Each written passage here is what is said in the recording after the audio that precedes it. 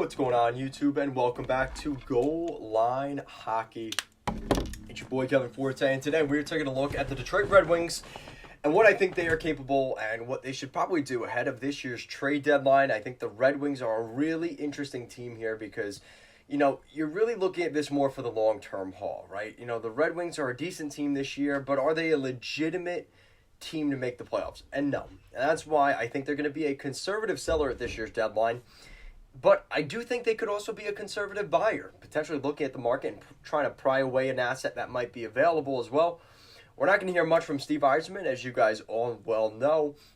We're going to try and predict what the Red Wings could do here. So there's a lot of interesting stuff going on in Detroit because when you look at this team, the core of this team is still very much, who is available and who is not available for trade. And it's still kind of hard to determine. Now, I would say the easiest thing to do is all the young guys are probably safe. I would say right now,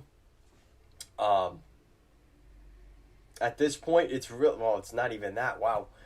So I would say Jonathan Berggren, Lucas Raymond, Marco Kasper. That might be it. Up front, maybe Amadeus at Lombardi, maybe. On the back end, I would say untouchables, Simon Edvinsson, Albert Johansson. They don't have a ton that is, I would say, quote-unquote, untouchable. So when you look at this deadline, they could go and try and get rid of some of these guys, but a lot of these guys they just brought in. Do they trade David Perron? They just signed him. Do they trade Ben Sherratt? Probably not. And especially at that contract, I think it's almost impossible. So we're starting to see a little bit of the layup, especially the other day. They re-signed Olli Maatta to a 2-year deal, making $6 million over that span. So it's $3 million per season. I like Olli Maatta. So that gives you an idea of at least the next couple years, it's going to be Ben Sherratt and Olli Maatta on the left side. There's a lot more uncertainty with everybody else. Osterley, Jake Wallman, Gustav Lindstrom, Robert Haig, all those guys are still, their contracts are due this year. And the only one out of those four that I think is going to end up staying is Gustav Lindstrom. He's still 24 years old. Again, a right shot defenseman, which we know is in high demand. You don't want to give those away. I really think that's what you're looking at here. So, obviously Mo Seider is your top pairing defenseman. There's no question there. But, second and third on that list, who is it? Because Simon Edvinsson is a left shot defenseman. Is it Albert or Seth Barton jumping to the other side as a left shot going to the right side? Maybe.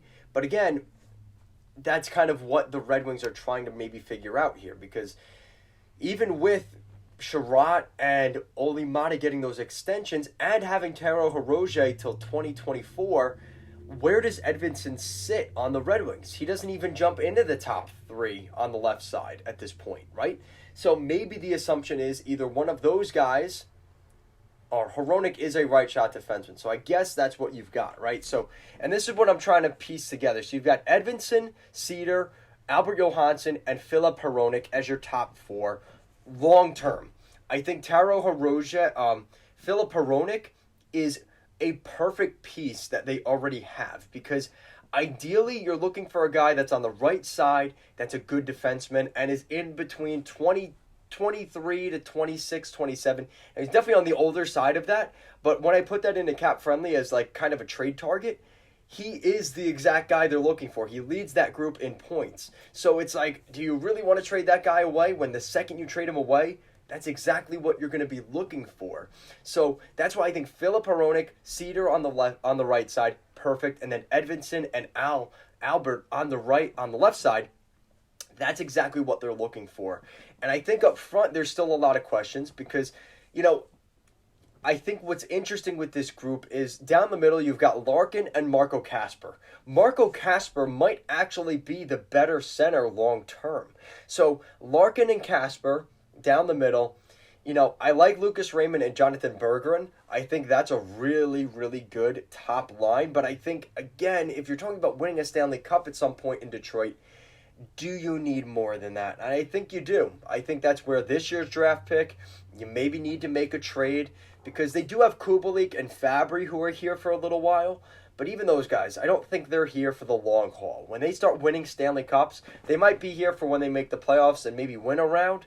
But I don't think long-term Kubalik and Fabry are legitimate forwards for the long-term future of this team. And that's where, like I said, you got to draft another forward this year, as well as probably getting, again, it depends on what happens with Larkin too. Because if Larkin doesn't sign this summer, I know there's some negotiations there. I think, Yzerman is very adamant on $8 million. I could see it end up going to 8.25, more closer to the Bo Horvat number.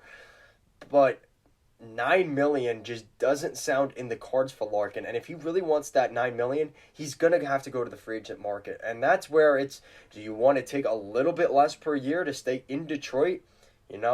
Or do you want that extra little bit of money per year and play somewhere else? And that's really what that's going to come down to. But I don't think that really matters here that much for Yzerman, because if that's the case, let's just say they get the second or third overall pick, they might be drafting a center anyway, because obviously Bedard goes first overall. Let's say they get the second or third pick. It's probably going to be Matvei Michev or Adam Fantilli. Those guys are just going to fill the role of what Larkin would have done anyway. Now, again, you have to win the lottery, so they'd still have to win first, second, or third to get either of those three players. But even with that said, I think that's a really good thing for them at the point where I think they could really do some damage really within the next 2 or 3 years, even with those guys that they draft this year.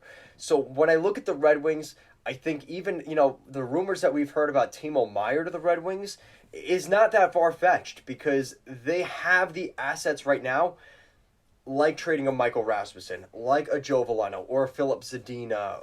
They have the assets to get that deal done and still also pick up a center with their draft pick at the NHL draft this summer. So with that said, overall, I really like this blue line. The way it's set up right now, I think the best defensive prospects right now in the NHL are in Chicago with Del Maestro and Nolan Allen and some of the guys they have there, and Detroit with Albert, Edvinsson, Cedar, and a guy they already have in Filip Hronek as well. I think the Red Wings are really good on the back end.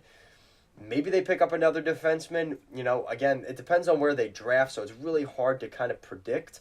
But I think if they could find a way to get one of the top 5 forwards in this year's draft, that would be a huge win for the Red Wings, and that will probably help fill out the rest of that top 6 core that they want to have in Detroit for hopefully the next decade, right? So let me know what you guys think in the comment section down below. What do you guys think of the Detroit Red Wings heading into this year's trade deadline? I think there is a lot of questions about what they could end up doing, but I'm pretty confident in the Red Wings here. Maybe they sell off a couple of depth defensemen here, like a Jordan Osterley or a Jake Wallman or a Robert Haig, but for the most part, I think it's going to be a fairly quiet trade deadline for the Red Wings. Keep an eye out for them this summer. I think they could go big depending on what happens with Larkin, where they sit in the draft. I think there's going to be some movement in Detroit once they have a little more certainty on some of those guys. And, if we lose Larkin, are we drafting a center with that top 10 pick? If we keep Larkin, do we draft a defenseman or another forward at that spot? There's a lot to discuss, so stay tuned. Make sure you're subscribed to the channel to stay updated on all your Red Wings news, as well as news around the rest of the National Hockey League, because we do everybody here at this channel. Guys, thank you so much for watching this video, and I'll see you again next time.